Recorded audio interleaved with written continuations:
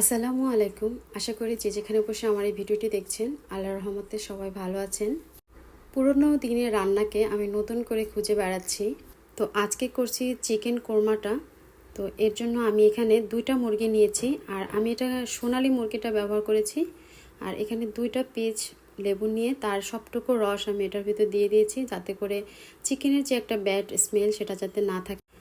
আর দিয়েছি এখানে হাফ চামচের মতো লবণ আর 3 টেবিল চামচ টক দই। তারপর হাত দিয়ে খুব ভালো করে মেখে এটা কমসে কম 30 মিনিটের জন্য ম্যারিনেট করে রাখবো। এখন আরেকটা কড়ার ভিতরে আমি তেল দিয়েছি।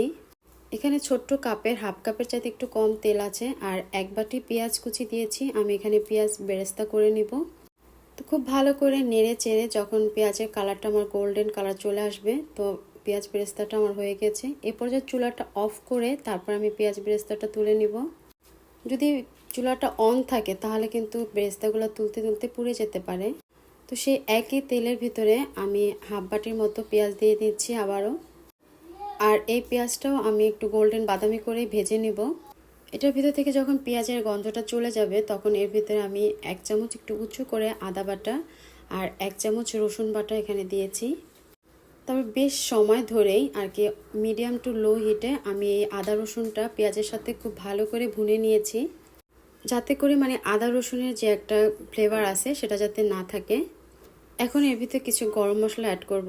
তেজপাতা, তারপরে 4-5টা এলাচ, দারুচিনি, 3 থেকে 4টা দারুচিনি, আর দিয়ে দিচ্ছি গোলমরিচ, সেটাও আমি 3-4টা দিয়েছি। আর লং দিয়েছি এখানে আমি 2টা। তারপর মশলার সাথে এখন আমি এই গরম মশলাগুলো খুব ভালো করে একটু ভেজে নেব। ভাজতে ভাজতে দেখা যাবে যে মশলাগুলো কড়াইয়ের গায়ে আর কি লেগে লেগে যাচ্ছে। সে পর্যায়ে এখানে খুবই সামান্য পানি অ্যাড করব। আর এই পানিটা দিয়েছি জাস্ট পেঁয়াজটা যাতে খুব ভালো করে আর কি ভুনা হয়।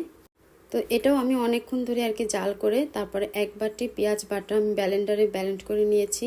সেখান থেকে চুপ বাটির 1 বাটি দিয়েছি। তারপরে দিয়ে দিচ্ছি লবণ, তবে পরে চেক করে আরও দেওয়া যাবে, তাই এখন অল্প পরিমাণেই দিলাম। তারপরে এটা আবারও খুব ভালো করে নেড়ে চেড়ে দিব। তারপর এর ভিতরে কাজু আর পোস্ত 2টা বাদাম আমি বেটে নিয়েছি আর এখানে 2 চামচ দিয়েছি। আর ফ্যাটানো টক দইটা আমি এখানে দিয়ে দিচ্ছি হাফ বাটির মতো। তারপরে সবগুলো একটু ভালো করে নেড়ে চেড়ে দিব। আর এখন দিয়ে দিচ্ছি আমি এখানে ধনিয়া পাউডার। আর এখানে 1.5 টেবিল চামচ আমি ধনিয়া পাউডারটা অ্যাড করেছি। আর শুকনো মরিচের গুঁড়া আমি 1 চামচ দিয়েছি, কারণ আমি পরে আবার কাঁচামরিচ অ্যাড করব এর জন্য। তারপরে এটা আমি আবারও বেশ কিছুক্ষণ ধরে কষিয়ে নিব। শাহি একটা ভাব আনার জন্য এখানে আমি 1 টেবিল চামচ ঘি অ্যাড করেছি।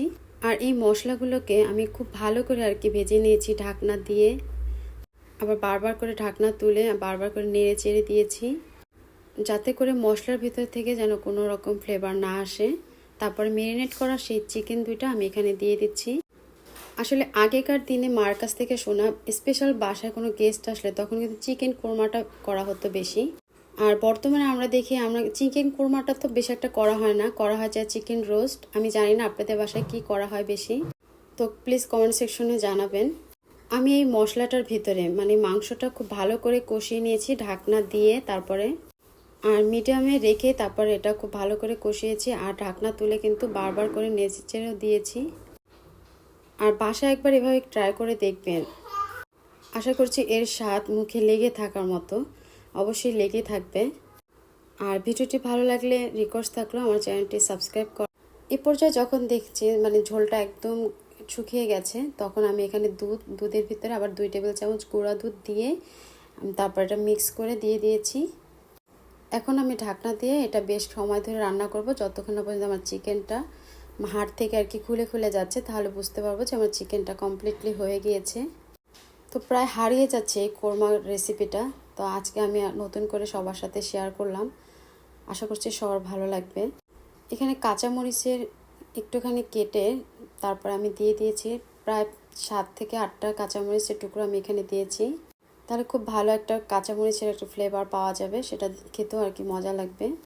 তো আমার ঝোলটা কিন্তু বেশ ঘন হয়ে গেছে। এখন যে বেরেস্তাটা রেখেছি সেই বেরেস্তাটা হাত দিয়ে একটু করে ভেঙে নিব, তাহলে আমার কাছে মনে হয় বেশি ভালো লাগবে। তবে আপনারা চাইলে কিন্তু আস্তটাও দেওয়া যায়। তো এখন আমি পেঁয়াজ বেরেস্তা সেটা আমি দিয়ে দিলাম। আর 1 চামচ ঘি তো অবশ্যই দিব। আর 1 চামচ চিনি। যেহেতু আমি এটা টক দই তারপর লেবুর রসটা ব্যবহার করেছি, তার স্বাদের ব্যালেন্স হওয়ার জন্য মনে করে কিন্তু 1 চামচ চিনি দিতেই হবে। আর কিছু কাঠবাদাম আর কিশমিশ এটা দিয়েছি যাতে এটা একটা শাহি রাজকীয় ফ্লেভারটা পাওয়া যায়, মজা লাগে সেজন্যই। তো আমার হাড় থেকে মাংস কিন্তু খুলে গেছে, আপনারা দেখতে পাচ্ছেন। তো ঢাকনা দিয়ে ঢেকে আমি এটা 2 মিনিটের জন্য রেখে তারপর নামিয়ে ফেলবো, যাতে কাঁচামরিচের একটা ফ্লেভার পাওয়া যায় সে কারণে। তো আলহামদুলিল্লাহ আমার এটা হয়ে গেছে। আর লবণটা অবশ্যই কিন্তু এ পর্যায়ে চেখে দেখবেন। আমি একটা সার্ভিং ডিশে আপনাদেরকে এটা দেখাচ্ছি যে এটা কেমন হয়েছে আমার রান্নাটা। ফাইনালি লুকটা আমার এরকম হয়েছে। এটা আপনারা পোলাও কিংবা নান, পরোটা, রুটি এগুলোর সাথে পরিবেশন করতে পারেন। অসম্ভব মজার একটি খাবার। আশা করছি সবার ভালো লাগবে। আজ এ পর্যন্তই। আল্লাহ হাফেজ।